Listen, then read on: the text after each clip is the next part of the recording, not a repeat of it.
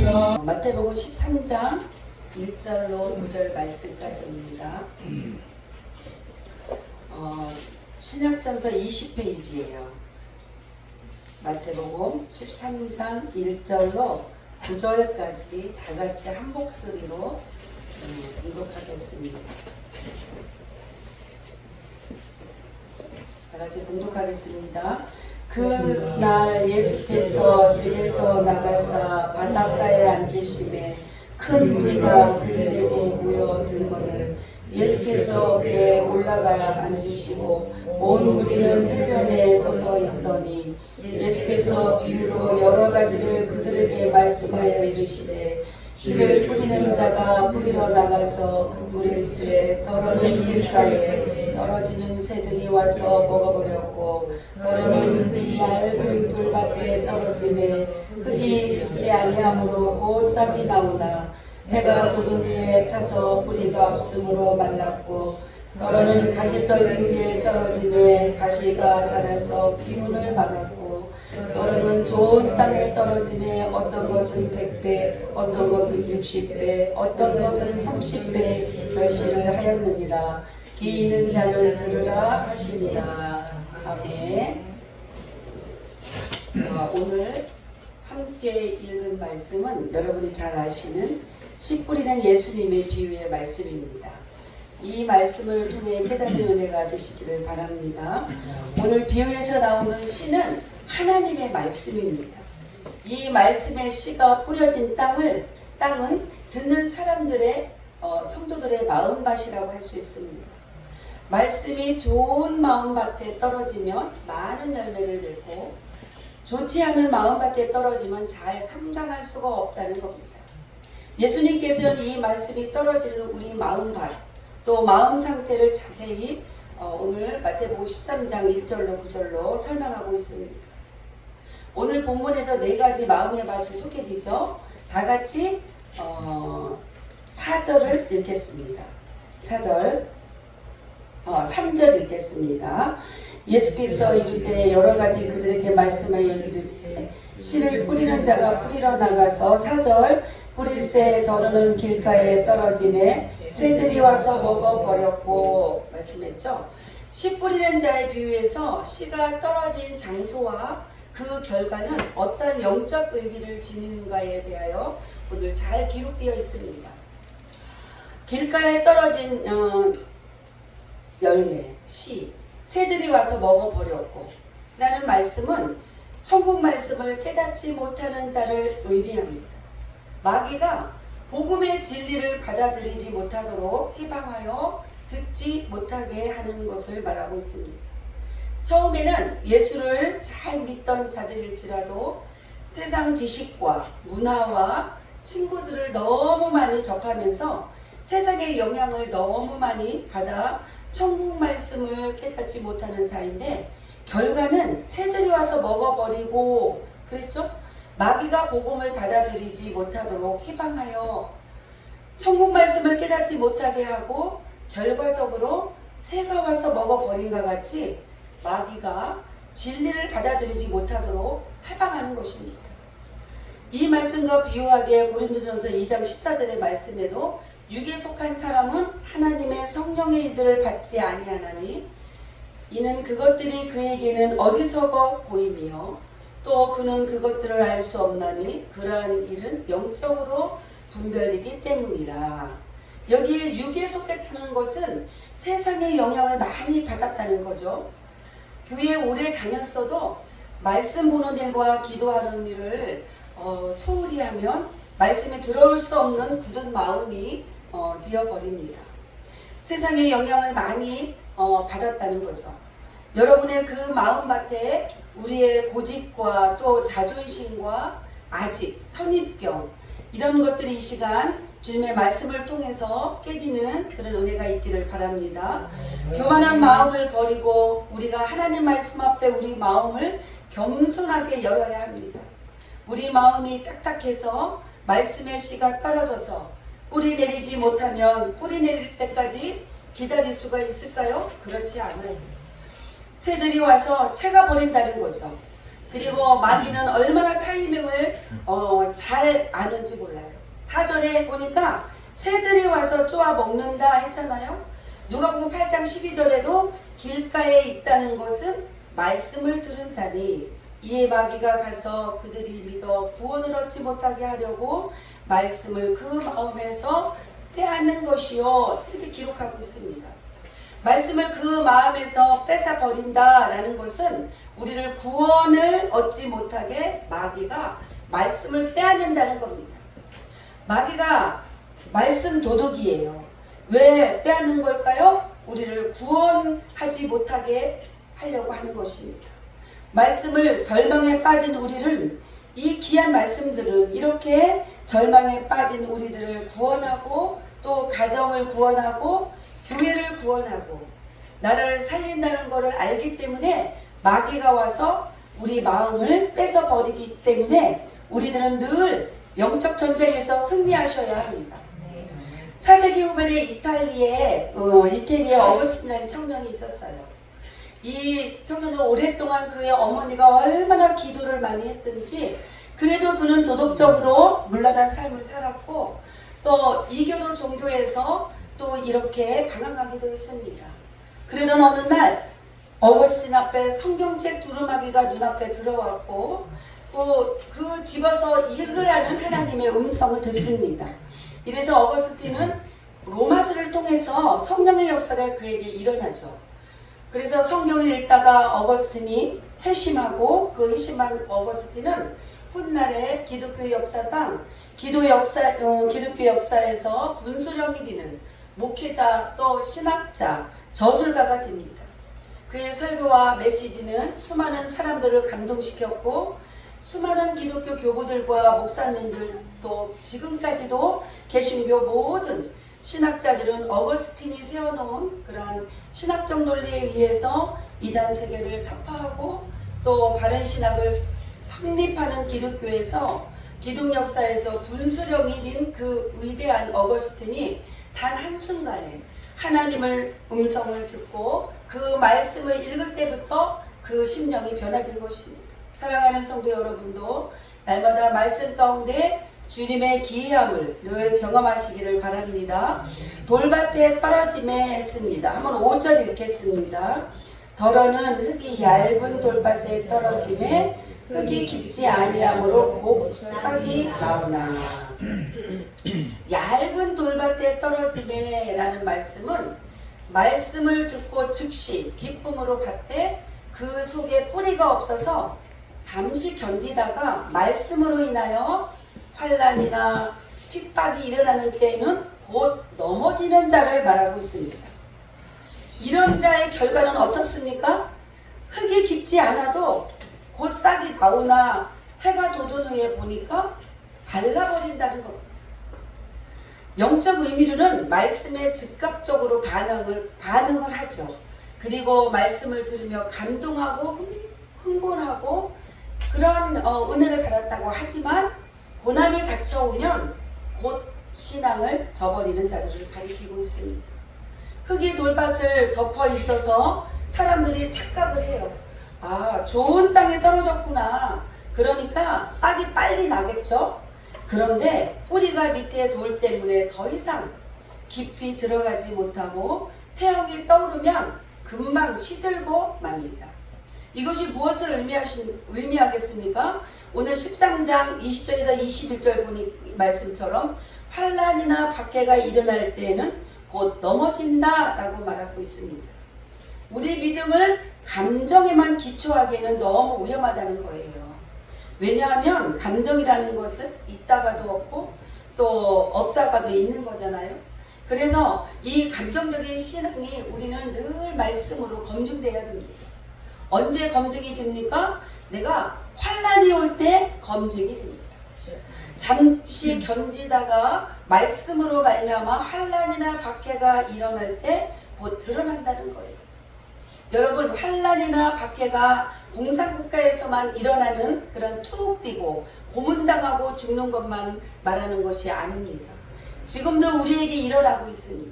영적으로 깨어있지 않는다면 사단은 우리 마음을 장악하여 순종하지 못하게 하고 또 세상의 마음을 빼앗겨 사는 것이 공산국가에서 투옥되는 일이나 다름이 없습니다. 우리가 영적 전장에서 승리하려면 날마다 말씀과 기도 없이는 승리할 수 없다는 것입니다. 교회는 주님의 군대이고 또 우리에게 각자 지켜야 할 자리가 있는데 그 자리를 조금 힘들다고 또 아니면 우리가 나름대로 상처받았다고 나가버리는 그런 모습, 그게 감정적인 신앙의 실체예요. 그리고 그 이유는 뿌리가 없기 때문입니다. 그래서 사랑하는 성도 여러분, 신앙은 말씀 안에 깊이 뿌리 내려야 합니다. 훈련을 받은 자는 어떤 감정에도 휘둘리지 않고 강한 신앙을 소유하게 됩니다. 훈련을 통해서 말씀이 여러분 안에 깊이 뿌리 내리고 기도 생활을 불같이 하여 여러분 안에 떨어진 말씀의 씨앗이 쑥쑥 자라 강인한 신앙의 뿌리 깊은 신앙의 소유자가 되기를 축원합니다.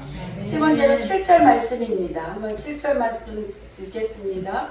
더러는 가시떨기 위에 떨어짐에 가시가 자라서 기운을 막았고, 가시떨기에 떨어짐의 말씀의 뜻은 말씀은 들으나 세상의 염려와 또 물질의 유혹이 말씀에 막혀서 결실하지 못하는 자이고, 또 결과로 볼 때 가지가 자라나 기운을 막고 또 말씀대로 살아가도록 노력하긴 하지만 세상에 대한 미련으로 인해 영적 성장이 중단되는 것을 의미하고 있습니다. 가시떨기는 이스라엘에서 흔히 볼 수 있는 그런 잡초 중에 하나인데 주로 개간된 밭 주변에서 자랍니다. 뿌려진 씨가 합해지면 거기서 같이 자라는 거예요. 그리고 처음에는 좋은 밭에 뿌려진 씨처럼 이렇게 잘 자라다가 가시떨기가 함께 자라면서 햇볕이 가리고 또 양분을 빼앗아 버리니까 죽지는 않지만 비실비실되는 성장이 멈춘 껍데기 크리스천의 모습이라 비유됩니다. 이 정체를 13장 22절 말하고 있습니다. 한번 22절 지금 읽어봅시다. 가시떨기에 뿌려졌다는 것은 말씀을 들으나 세상의 염려와 재물의 유혹에 말씀이 막혀 결실하지 못하는 자요. 세상에 염려하며 산다는 것은 끊임없는 문제 속에 휘둘리는 거예요. 어른이 되면 될수록 또 성공할수록 문제는 더 많아집니다. 돈 문제, 건강 문제, 또 가정 문제, 사회 문제, 계속해서 근심 걱정거리가 몰려옵니다. 지금 여러분이 할 일은 문제를 내려놓고 말씀에 집중하는 겁니다. 하나님의 말씀에 지금 여러분의 현실에 문제와 상관이 없다고 생각하지 마세요. 거대한 강물이 흘러내려갈 때 작은 구멍 하나 놔두지 않고 그 물로 쓸어 내려가서 그것을 메우면서 내려가는 게 큰 거대한 강물입니다. 말씀의 강물도 그렇습니다. 우리가 여러분의 인생의 가장 작은 근심거리의 뿌리를 지금 공격하고 있습니다. 그렇기 때문에 여러분이 모든 소소한 문제들을 내려놓고 하나님 말씀에 인자하되 또 깊이 들어간다면 여러분의 생각하지 못한 그런 것들이 여러분을 괴롭히는 문제들을 하나님이 지금 만지시고 계시고 해결해 주십니다. 모든 근심 걱정을 바로바로 기도의 테이블에 올려놓아야 합니다. 빌립보서 4장 6절에서 7절 말씀에 아무것도 염려하지 말고 다만 모든 일에 기도와 간구로 너희 구할 것을 감사함으로 하나님께 아뢰라. 그리하면 모든 지각에 뛰어난 하나님의 평강이 그리스도 예수 안에서 너희 마음과 생각을 지키시리라. 아멘. 왜 문제를 해결해 준다고 하지 않고 마음과 생각을 지킨다고 하시죠? 왜냐하면 문제를 만드는 문제가 마음과 생각이니까 그래요. 어차피 우리 힘으로 해결이 안 되기 때문에 하나님의 손에 온전히 맡겨주라는 말씀입니다. 그러면 이 말씀이 근본적인 치료를 합니다.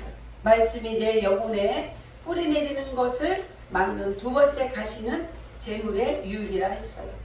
예수님을 잘 믿어보고 싶은데 얼마나 많은 크리스찬인들이 재물의 유혹 때문에 숨이 막힙니까? 믿음이 조금 자랄라나 자라다가 보면 좌절시키는 것이 재물의 문제인데 이게 꼭 가난할 때만 오는 게 아니에요. 오늘 우리 신명기 8장 13절에서 14절 보니까 또 내 소와 양이 번성하며 내 은금이 중식되며 내 소유가 다 풍부하게 될 때에 네 마음이 교만하여 네 하나님 여호와를 잊어버릴까 염려하노라. 여호와는 너를 애굽 땅에서 종되었던 집에서 이끌어내시고 광야에서 빈털터리였을 때 하나님을 잊어버릴 거라고 경고하는 것이 아니에요. 약속의 땅에 들어가서 안정되고 안일해지면 그때부터 하나님을 잊어버릴 수 있다는 하나님의 염려의 말씀입니다. 출애굽기에 나오는 황금 송아지의 우상 사건을 여러분도 잘 아실 겁니다. 모세는 하나님이 직접 써주신 십계명 돌판에 말씀을 받아 가지고 내려오죠. 이 말씀대로만 살면 이스라엘 백성들은 애굽보다 더 위대한 나라를 만들고 하늘의 큰 축복을 받을 것인데 그 말씀을 받아야 하는 순간 이스라엘 백성들은 어떻게 했어요? 산 밑에서 황금 송아지 우상을 만들고 세상의 돈과 명예와 음란으로 눈뜨고 볼 수 없는 난장판 밭들을 벌이고 있었죠. 하나님이 진노하셨고 모세는 하나님의 말씀의 돌판을 집어던져서 깨버렸어요. 여러분의 마음밭이 우상으로 가득 차 있지는 않습니까? 마음밭이 엉망이면 능력의 말씀을 받을 수가 없습니다. 그리고 감당할 수가 없습니다. 우리에게 오는 은혜의 돌판을 깨버리지 않으면 은혜의 말씀을 들을 때 내 마음밭을 기경하는 것입니다. 기경이라는 뜻을 다 알고 있죠. 논밭을 갈아 묵은 땅을 일구어 논밭을 만들다 라는 뜻입니다. 지금까지 언급한 이 세 가지 나쁜 땅이 왜 이렇게 나쁜 땅이 되었을까요? 처음에는 좋은 땅이었는데 그냥 방치했기 때문입니다. 땅은 황무지로 만드는 건 간단합니다. 그냥 내버려 두는 거예요. 말씀 귀한 줄 모르고 또 영성 관리를 안 하고 방치하는 거예요. 바리새인과 서기관들이 그랬어요. 그 위에 예배자, 그 위대한 예배자 다윗 같은 말씀의 사람을 조상으로 두었으면서도 또 그 위대한 모세를 조상으로 두었으면서도 그들은 받은 말씀에 방치했어요. 이것은 항상 우리에게 있으려니 하고 껍질뿐인 종교의식을 드렸어요. 그러니까 마음밭이 엉망이 되었죠. 하나님께서 그들에게 말씀을 닫아버리셨어요. 오늘 마태복음 13장 11절로 한번 13절까지 한번 읽어봅시다. 아까 읽진 않았지만 11절부터 13절까지 대답하여 이르되 천국의 비밀을 아는 것이 너희에게는 허락되었으나 그들에게는 아니되었나니 무릇 있는 자는 받아 넉넉하게 되되 없는 자는 그 있는 것도 빼앗기리라. 그러므로 내가 그들에게 비유로 말하는 것은 그들이 보아도 보지 못하며 들어도 듣지 못하며 깨닫지 못하리라. 아멘. 여기서 말하는 그들은요, 예수 안 믿는 사람이 아니에요. 말씀을 받아놓고도 방치해버린 모세 때부터 내려온 그러한 종교 지도자들을 말하는 겁니다. 그런 사람들은 교회를 오래 다녔어도 영적인 눈이 닫혀있는 자들입니다. 교회를 다니는데 마음밭은 세상의 우상이 가득하고 은혜를 느끼지 못해요. 여러분이 말씀을 듣고 은혜를 받고 있다면, 하나님의 은혜와 지혜와 능력을 느끼시고 있다면 여러분은 복받은 사람인 줄 믿습니다. 좋은 땅은 그냥 생기는 게 아니에요. 처음에 나쁜 땅을 누군가가 땀을 흘려 기경했기 때문이에요. 영적으로는 마찬가지입니다. 우리의 묵은 마음밭을 기경해야 합니다. 그래야 축복이 옵니다. 호세아서는 이스라엘이 망해가던 때에, 완전히 우상숭배로 나라가 망해가던 때에 하나님이 호세아 선지자를 통해 주신 말씀인데, 그때 어떻게 회복될 수 있는가를 하나님은 이렇게 가르쳐 주셨어요. 호세아서 10장 12절에 너희가 자기를 위하여 공유를 심고 인내를 거두라. 너희 묵은 땅을 기경하라. 지금이 곧 여호와를 찾을 때니 마침내 여호와께서 오사 공의를 비처럼 너희에게 내리시리라. 아멘. 묵은 땅을 기경한다는 것은 겨울 동안 얼어붙었던 땅을 봄에 딱딱한 땅을 되엎어 갈아서 부드럽게 만들어 곡식을 심어야 곡식이 잘 자랄 수 있습니다. 마음밭을 기경하는 것은 우리의 결단이 필요합니다. 어떤 결단입니까? 마음밭을 근본적으로 만드시는 성령님께 내 마음밭을 내어 드려야 합니다. 시간을 내어서 기도와 회개로 성령님께 내 마음을 오픈하는 거예요. 우리가 이렇게 예배 드리는 것도 성령님께 시간을 드리는 거죠. 우리가 마음밭을 기경하려고 몸부림치고 결단하고 성령 앞에 시간을 드릴 때 성령께서는 역사하십니다. 에스겔 36장 26절로 27절 보니까 또 새 영을 너희에게 두고 새 마음을 너희에게 주되 너희 육신에서 굳은 마음을 제거하고 부드러운 마음을 줄 것이며 또 내 영을 너희 속에 두어 너희로 내 율례를 행하게 하리니 너희가 내 규례를 지켜 행할지라. 성령께서 내 마음을 기경하고 나니까 말씀을 듣고 순종할 수 있는 힘이 생깁니다. 여러분, 성령께서 내 마음을 말씀으로 기경해야 합니다. 그동안에 그렇게 말씀을 들었는데도 왜 나에게 역사가 일어나지 않을까요? 마음밭을 기경하지 않은 채로 말씀을 들었기 때문입니다. 성령께서 여러 번 마음밭을 기경하게 하십니다. 성령으로 준비되어지는 것만큼 감당할 수 있는 은혜의 말씀이 되어집니다. 요한복음 16장 12절에서 14절 말씀입니다. 내가 아직 너희에게 이를 것이 많으나 지금은 너희가 감당하지 못하리라. 그러나 진리의 성령이 오시면 그가 너희를 모든 진리 가운데로 인도하시리니 그가 스스로 말하지 않고 오직 들은 것을 말하며 장래일을 너희에게 알리시리라. 무슨 말씀입니까? 이 말씀이 예수님이 더 말씀해주고 싶지만 지금은 너희가 성령 받기 전이기 때문에 더 이상 줄 수 없다는 거죠. 그러나 성령을 받고 나서 주님이 말씀을 더 주셨을 때 어떤 일이 일어났어요? 그 갈릴리 촌 사람들이 전 세계로 나가서 복음을 전하는 능력의 사도가 되었습니다. 여러분, 성령의 마음밭이 기경되는 것만큼 하나님이 예비되는 은혜의 말씀이 더 주어질 것이고 그것은 상상을 초월하는 세계를 여러분 앞에 열어줄 것입니다. 아멘. 우리 마지막으로 8절 한번 읽겠습니다. 8절. 더러는 좋은 땅에 떨어짐에 어떤 것은 100배, 어떤 것은 60배, 어떤 것은 30배 결실을 거두니라. 아멘.